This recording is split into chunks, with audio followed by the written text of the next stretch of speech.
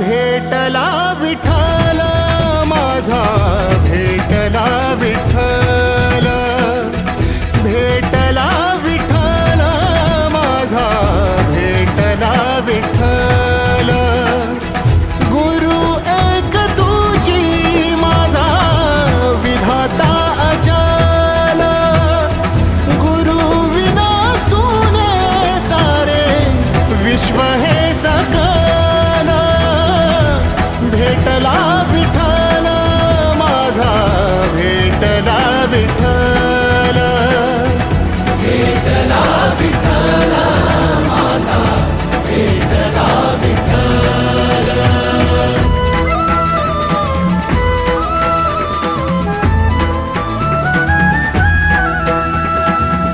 संगतीन ओलांडला अवघड घाट, संगतीन ओलांडला अवघड घाट. चुकलो जिथं मी तिथं दाविली तू वाट, तुझ्यामुळं उमगलो मीच मला थेट. सुख दुःख एकामेका वाटल. देव आणि गुरु हे दोघेही उभे असतात. त्यावेळी जेव्हा आपल्याला नतमस्तक व्हायचे असते तर ते कुणाच्या अगोदर, तर सगळ्यात सुरुवातीला गुरूंच्या नतमस्तक व्हावे असे संत कबीर म्हणतात. कारण गुरु जे आहेत ते असे म्हणतात, आणि हे खरे आहे, आपल्या आयुष्यातील अज्ञानाचा अंधकार दूर करून ज्ञानाचा प्रकाश पसरवतो तोच खरा गुरु. आषाढ शुद्ध पौर्णिमेला व्यास पौर्णिमा किंवा गुरु पौर्णिमा असे सुद्धा म्हणले जाते.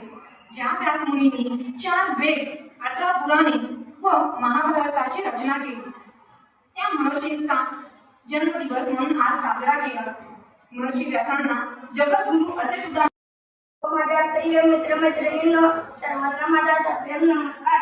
आज आपण सर्वजण गुरुपौर्णिमा हा दिवस साजरा करण्यासाठी एकत्र आलो आहोत.